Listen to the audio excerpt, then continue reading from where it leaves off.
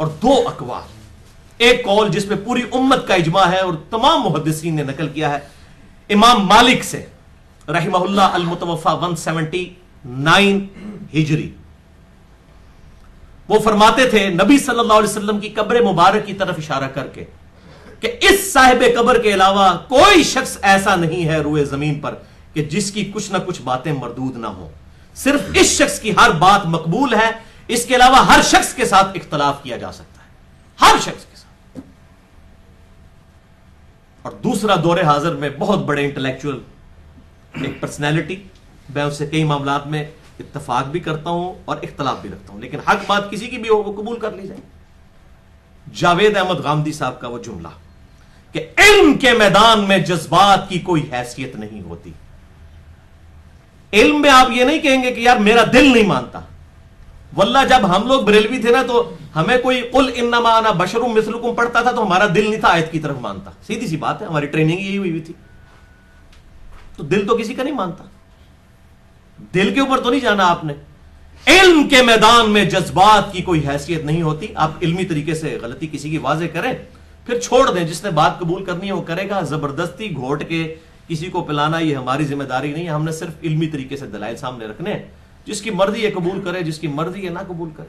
زبردستی کوئی کسی کو بھی حق گھوٹ کے نہیں، گھول کے نہیں پلا سکتا کسی کو۔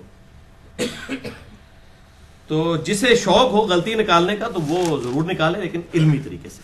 اب رہا رجوع کرنے کا معاملہ، تو الحمدللہ اس کی کئی ایک مثالیں موجود ہیں کہ میں نے کئی معاملات میں رجوع کیا ہے، اور میں نے آج بڑی دقت نظر سے اس کے اوپر جب سوچا ہے تو 5 مثالیں مجھے ملی ہیں۔ باقی اس کے علاوہ اگر چھوٹی موٹی چیزیں ہیں تو کوئی تھیم سے نہیں ٹکرانے والی 5 ہی ابھی تک میرے رجوع ہیں آج کی ڈیٹ میں 26 مارچ 2016 تک، تو وہ انشاءاللہ ویڈیو ریکارڈنگ میں بھی آ جائیں گے۔ رجوع نمبر 1، مسئلہ نمبر 58 میں 14 دسمبر 2008 کو میں نے سنن دارمی کے حوالے سے ایک حدیث بیان کی تھی کہ سیدنا عمر فاروق رضی اللہ تعالیٰ عنہ نے تورات کے کچھ صفحے پکڑے ہوئے تھے، تو آپ صلی اللہ علیہ وسلم ناراض ہوئے، آپ کا چہرہ مبارک سرخ ہو گیا، اور آپ صلی اللہ علیہ وسلم نے سیدنا عمر کے ساتھ ناراضگی کا اظہار فرمایا، اور فرمایا کہ آج موسیٰ علیہ السلام بھی زندہ ہوتے تو بھی پیروی کرتے میری۔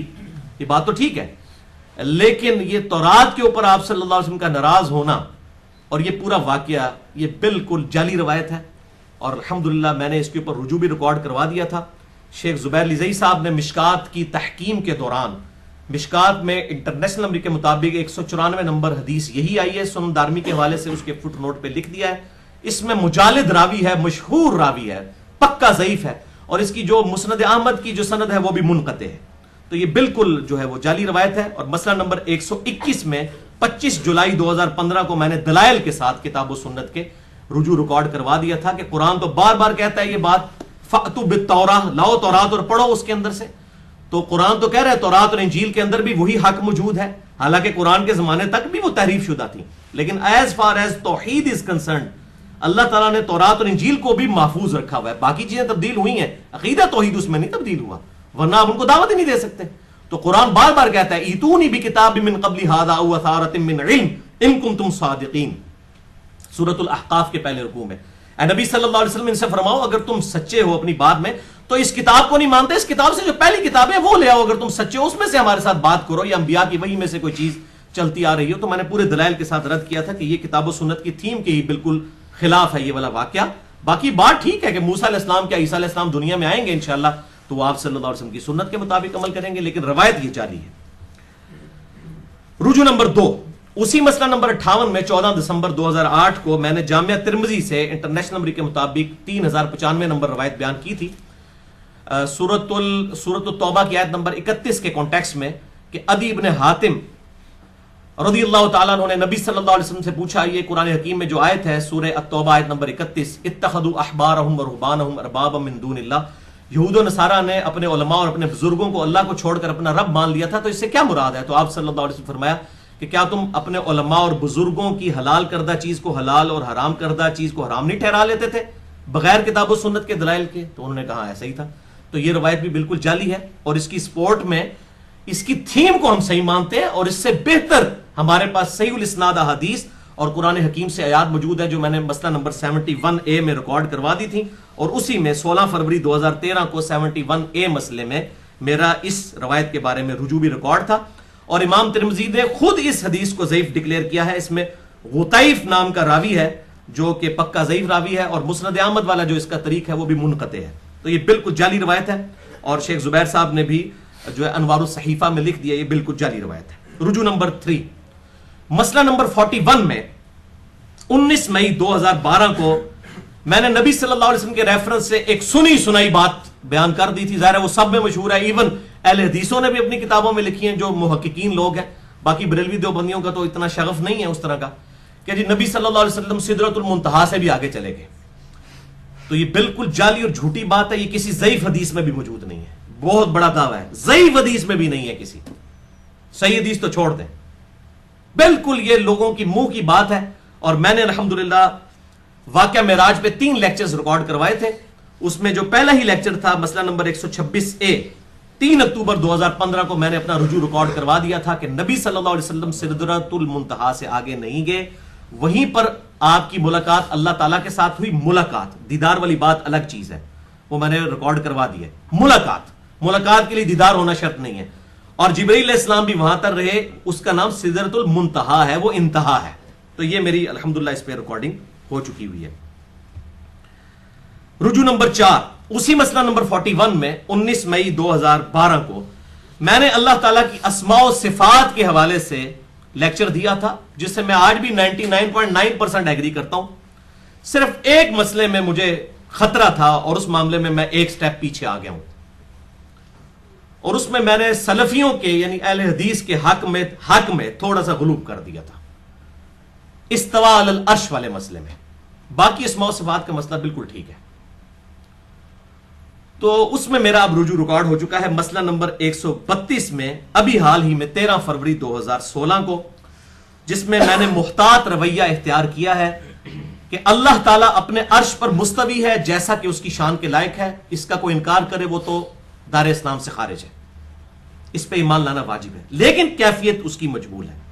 اور ساتھ ہی ساتھ اللہ تعالیٰ اپنے عرش پر مستوی ہوتے ہوئے اپنی شان کے لائق بغیر اس کی بھی تعویل کیے ہوئے، جس طرح ہم استواء علی العرش کی تعویل نہیں کرتے، اس کی بھی تعویل کیے بغیر وہ ہمارے ساتھ ہے جیسا کہ اس کی شان کے لائق ہے. اور یہ مجھے ہمت اس لیے ہوئی کہ جب شاہ ولی اللہ دہلوی کی میں نے وہ کتاب پڑھی حجت اللہ البالغہ، انہوں نے بھی اسماء و صفات کے مسئلے میں شاہ ولی اللہ دہلوی المتوفی 1176 ہجری جو اہل سنت کے امام ہیں، بریلوی دیوبندی اہل حدیث تینوں ان کو اپنا مجدد مانتے ہیں. ان کی جو پرانی کتابیں انفاس العارفین اور باقی شرعیہ کتابیں، ان سے انہوں نے توبہ کر لی تھی. میں نے پورا لیکچر ان پہ ریکارڈ کروا دیا مسئلہ نمبر 113 شاہ ولی اللہ دہلوی پر. یہ حجت اللہ البالغہ ان کی زندگی کی آخری کتاب ہے، تقریباً 1500 صفحوں پر ہے، اردو ترجمے کے ساتھ شائع ہو چکی ہے، انہوں نے عربی میں لکھی تھی. تو اس میں انہوں نے لکھا ہے کہ اسماء و صفات کا مسئلہ جو ہے، میں آپ کو اگر ٹرانسلیٹ کروں تو یہ 24,000 وولٹ ہے، اس کو ہاتھ ڈالنے کی ضرورت ہی نہیں ہے. وہ کہتے ہیں آپ اس معاملے میں اللہ ہی کو تفویض کریں، اسی میں ہی عافیت ہے. اور دوسری ہمت کی ہے ہمارے پاکستان میں اہل حدیث مکتبہ فکر کے بہت بڑے عالم دین، میں ان کی پرسنلی بہت عزت کرتا ہوں، اگرچہ کئی معاملات میں مجھے اختلاف ہے، اور بہت انٹلیکچوئل پرسنالٹی ہیں، عرب سے پڑھ کے آئے ہوئے ہیں. اور انجینئرنگ یونیورسٹی لاہور جو دنیا کی چند بڑی یونیورسٹیز میں ہے، اس میں اسلامیات کے ڈپارٹمنٹ کے ہیڈ رہے ہیں، وہ ریٹائرڈ ہوئے ہیں. جماعت الدعوہ کے امیر حافظ سعید صاحب حافظہ اللہ، ان کی کتاب ہے عقیدہ و منہج کے نام سے، انہوں نے سیم یہی بات لکھی ہے. اب میں ان اہل حدیث علماء سے پوچھتا ہوں کہ حافظ سعید صاحب کو آپ اہل سنت سے خارج کریں نا اگر آپ کی جرت ہے تو. انہوں نے لکھا ہے کہ اللہ تعالیٰ اپنے عرش پر مستوی ہے جیسا کہ اس کی شان کے لائق ہے، اور وہ ہمارے ساتھ بھی ہے جیسا کہ اس کی شان کے لائق ہے. ہم اس تکلف میں نہیں پڑتے کہ اس کی مائیت ہمارے ساتھ کیسی ہے، ہم یہ اللہ ہی کو تفویض کرتے ہیں. یہ انہوں نے لکھا ہے، تکلف ہی نہیں کرتے. اب جنہوں نے تکلف کیا ہے ان کو تو وہ اچھا نہیں سمجھ رہے.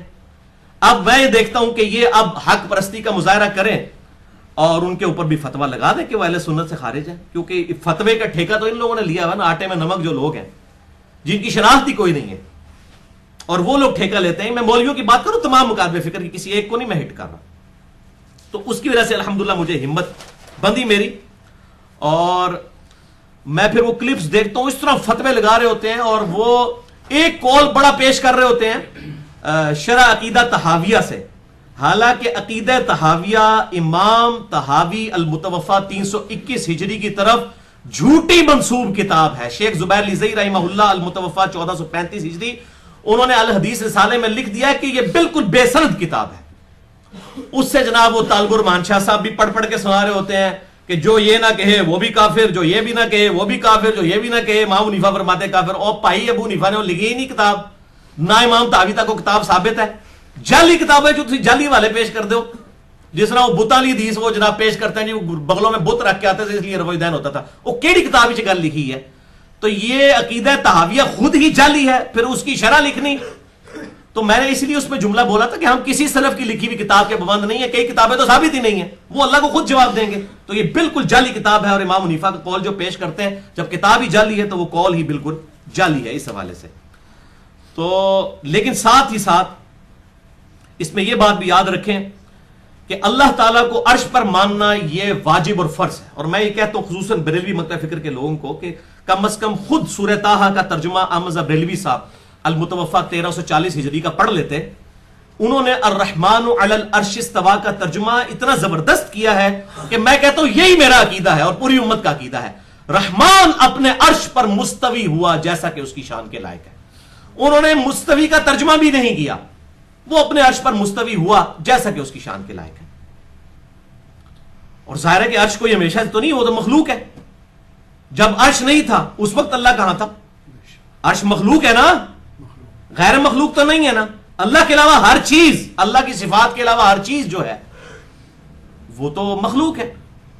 وَهُوَ رَبُّ الْعَرْشِ الْعَظِيمِ, وہ عرش کا رب ہے, عرش کا پالنے والا ہے, تو وہ مخلوق ہے عرش. تو یہ وحدت الوجود کا جو عقیدہ ہے یہ بالکل باطل عقیدہ ہے. میں نے ہمیشہ اس کی نفی کی ہے. ہماؤست یا پینتھیزم یا حلول کا عقیدہ یہ بالکل کفری عقیدہ ہے, اور اس کی اہل سنت میں کوئی گنجائش موجود نہیں ہے. ہم اس عقیدے کو بھی بالکل کنڈیم کرتے ہیں. اور امام مالک کا وہ جو قول المتوفا 179 ہجری کہ اللہ کا عرش پر استوا معلوم ہے, کہ ہمیں پتا ہے کہ اللہ عرش پہ ہے جیسا کہ اس کی شان کے لائق. کیفیت مجہول ہے, ہمیں نہیں پتا کس طرح ہے, یہ ان نون کیفیت. مجہول عربی میں, انگلش میں ہم کہیں گے ان نون. اور سوال کرنا بدعت ہے. جو سوال کرے گا نا کس طرح ہے, بیٹھا ہوا ہے, کس طرح ہے, کتنا اوپر ہے, ساتھ لگا نعوذ باللہ من ذالک, اس کی تمثیل بیان ہی نہیں ہو سکتی. اور قرآن نے تو ایک ہی جملے میں سورہ الشورى پارہ نمبر 25 آیت نمبر 11 میں کہتا ہوں کہ جس کو کہتے ہیں قلم توڑ دینا, لیس کمثلہ شیء وہو السمیع البصیر, اللہ کی مثل کوئی شے نہیں ہے اور وہی دیکھنے والا اور سننے والا ہے. جب اس کی مثل شے ہی کوئی نہیں ہے تو آپ مثال کیسے اس کی بیان کریں گے؟ ڈر جائیں, اللہ سے ڈر جائیں. کسی مولوی نے, کسی بزرگ بابے نے کام نہیں آنا. یہ کتاب اللہ میں جو عقیدے آئے ہیں اس کو من و عن قبول کریں, معاملات کو اللہ کی طرف تفویض کریں. دونوں طرح کی آیات موجود ہیں. ہم نہ تو وہ حنفیوں والا عقیدہ رکھتے ہیں جو آج کے حنفیوں کا ہے, یا جہمیہ کا عقیدہ. اور آپ یہ دیکھیں دونوں طرف ہے. اور پھر یہ جب رد کر رہے ہوتے ہیں صرف جہمیہ کا رد, جہمیہ کا رد, یہ بالکل اسی طریقے کی وہ پٹی پڑھانی ہے کہ جب ہم سیدنا علی کے فضائل بیان کریں جی رافضی یہ کہتے ہیں رافضی, اور بھاڑ میں گئے رافضی, ہمارا ان سے کیا لینا دینا ہے. تم ناسبیوں کے بارے میں بات کرو جو تمہارے اندر گھسے ہوئے ہیں, سیدنا علی سے بغض رکھنے والے, صرف رافضی رافضی رافضی. ہم دونوں کا رد کرتے ہیں, رافضیوں کا بھی ناسبیوں کا بھی. ڈنکے کی چوٹ میں ہر لیکچر میں کہتے ہیں کہ علی مدد کہنا جو ہے وہ شرک ہے. تو یہ دونوں طرف کی بات کریں نا. یہاں پر بھی یہ وہ کہتے ہیں جی جہمیہ جہمیہ جہمیہ. بھائی جہمیہ کا رد کر رہے ہیں تو مجسمیہ کا بھی رد کریں نا. یہ بھی تو ایک فرقہ رہا ہے جو اللہ کے لیے جسم کا قائل تھا, اللہ کے لیے آنکھیں مانتا تھا جس طرح کی ہماری آنکھیں ہیں نعوذ باللہ. تو ان کا بھی رد کریں نا. وہ اس لیے نہیں کرتے, ان کو یہ خطرہ پڑ جاتا ہے اپنے ہی نہ رد پہ کر دے بھی ایسی. وہ جس طرح یہ ناسبیوں کا رد نہیں کرتے نا, کیونکہ ڈر پڑ جاتا ہے کسی اپنے ہی نہ رد کر رہے ہو, یہ وہ چیز ہوتی ہے. تو مجسمیہ بھی باطل ہیں اور جہمیہ بھی باطل ہیں. اہل سنت کا منہج درمیان میں ہے, اہل الحدیث کا, اصحاب الحدیث کا. میں کسی فرقے نہیں, میں فکر کی بات کر رہا ہوں. فرقہ واریت تو اسلام میں حرام ہے. کہ اللہ تعالیٰ عرش پر مستوی ہے, اس پہ ایمان لانا واجب ہے جیسا کہ اس کی شان کے لائق ہے, اور اس کی مائیت بھی ہمارے ساتھ ہے جیسا کہ اس کی شان کے لائق ہے. لیس کمثلہ شیء, اس کی مثل کوئی شے نہیں ہے.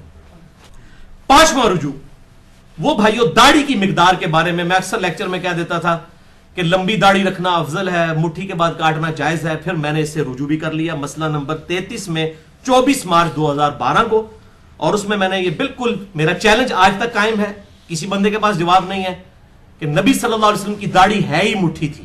कुदरतन काटते नहीं थे आप, वो तिरमिजी में रवायत है, वो जाली है। आपकी दाढ़ी है ही मुट्ठी तक थी। शमाइल तिरमिजी से मैंने साबित किया कि नहर तक आप सल्लल्लाहु अलैहि वसल्लम की दाढ़ी थी। नहर इसे कहते हैं, सीने का ऊपर वाला हिस्सा। ये बिल्कुल झूठ बोलते हैं सीना भरती थी, सीने के अल्फाज ही किसी हदीस में मौजूद नहीं है, नहर के अल्फाज है। ये जो हल्का सा जो ये आप समझ लें अंदर घुसी हुई गले की जगह, इसे नहर कहते हैं। तो ये एक मुट्ठी, मेरे कई बाल एक मुट्ठी से ज्यादा, मैं नहीं काटता हूं अल्हम्दुलिल्लाह, सुच्ची दाढ़ी है अल्हम्दुलिल्लाह। लेकिन जो कोई मुट्ठी के बाद दाढ़ी काटता है इस नीयत से, जैसा कि अब्दुल्ला बिन उमर काटते थे, सही बुखारी में आता है कि मेरी दाढ़ी हुजूर से लंबी नहीं होनी चाहिए, उसके लिए वो अफजल होगा। और जो शख्स ये कहता है कि नहीं, चूंकि आप सल्लल्लाहु अलैहि वसल्लम की कुदरतन मुट्ठी थी तो मेरी कुदरतन जितनी होती है जैसा कि मैं हूं तो मैं ये रखना चाहता हूं, तो मेरे लिए ये अफजल है। वैसे जो लोग अमूमन शेव नहीं करते, बहुत कम लोग हैं जिनकी दाढ़ी बहुत लंबी होती है। अमूमन एक मुट्ठी से ज्यादा आगे दाढ़ी नहीं जाती, या 1.5 मुट्ठी तक चली जाएगी, अमूमन दाढ़ी इतनी ही रहती है, इल्ला माशाअल्लाह। तो इसमें मैंने रुजू रिकॉर्ड करवा दिया था कि दोनों की नीयत पे डिपेंडेंट है। उसके लिए वो अफजल होगा जो आप सल्लल्लाहु अलैहि वसल्लम से लंबी दाढ़ी नहीं रखना चाहता, और जो कुदरतन उसको फॉलो करना चाहता है कि मेरी चूंकि कुदरती लंबी है तो वो उसके लिए वो अफजल होगा। तो ये मेरा अल्हम्दुलिल्लाह रुजू इस हवाले से रिकॉर्ड हो चुका है। इसके अलावा बस एक अल्टीमेट रुजू है जो मैं अक्सर रिकॉर्ड करवाता हूं, मसला नंबर 71A में भी 16 फरवरी 2013 को मैंने जो लेक्चर दिया था बुजुर्गों की अंधाधुन पैरवी का अंजाम और उसका इलाज, उसमें मैंने बात की थी, मैं दोबारा कर देता हूं। ये अल्टीमेट सबसे बड़ा रुजू है मेरा कि अल्हम्दुलिल्लाह भाइयों, मेरी रोटी दीन के साथ नहीं जुड़ी हुई, और मैं अपनी जात की खातिर दीन से 1 रुपया कमाने को भी हराम समझता हूं, अपने लिए किसी पे फतवा नहीं लगा रहा। यही वजह है कि मैंने फिरका वारियत को 3 तलाके देकर और 4 तकबीरें पढ़ के हमेशा के लिए दफना दिया है, क्योंकि जो शख्स फिरका वारियत में पड़ जाए वो कभी आपको हक बात नहीं बताएगा, इल्ला माशाअल्लाह। और अल्लाह ताला से दुआ करें कि अल्लाह ताला उस दिन से पहले कि हमारी रोटी दीन के साथ जुड़ जाए, हमें अल्लाह ताला मदीना शरीफ में ईमान और आफियत के साथ मौत, बकीये गरकत में मदफन और जन्नतुल फिरदौस में अपने महबूब सल्लल्लाहु अलैहि वसल्लम का पड़ोस अता फरमाए। और भाइयों, आप में से अक्सर लोग जानते हैं कि मैं तकरीबन 31 साल तक बरेलवी रहा। अपनी पैदाइश 4 अक्टूबर 1977 से लेकर फिर 2008 में कुछ अरसा देवबंद और फिर अहले हदीस के साथ भी गुजरा, और फिर कुछ अरसा स्टडी के तौर पर अहले तशय्यो के साथ भी गुजरा। आज भी मैं सबकी बातें सुनता हूं, जो हक बात है कबूल करता हूं और बगैर तकफीर के इस्लाह की कोशिश करता हूं। और यही एक कलमा गो अहले किबला मुसलमान के का हक है आप पर कि आप उसकी इस्लाह की कोशिश करें, बजाय मौलवियों की तरह उसे इस्लाम से निकालने के ना आप उसकी इस्लाह की कोशिश करें। इसी की जिम्मेदारी अल्लाह ताला ने हमें दी है। और फिरका वारीद के हवाले से मैं बार बार डिक्लेयर करता हूं कि मेरा मनहज अहले सुन्नत का है, लेकिन अहले सुन्नत फिरके के तौर पर नहीं, मनहज के तौर पर। इस पे मेरा मसला नंबर 73 अल्हम्दुलिल्लाह रिकॉर्डेड मौजूद है।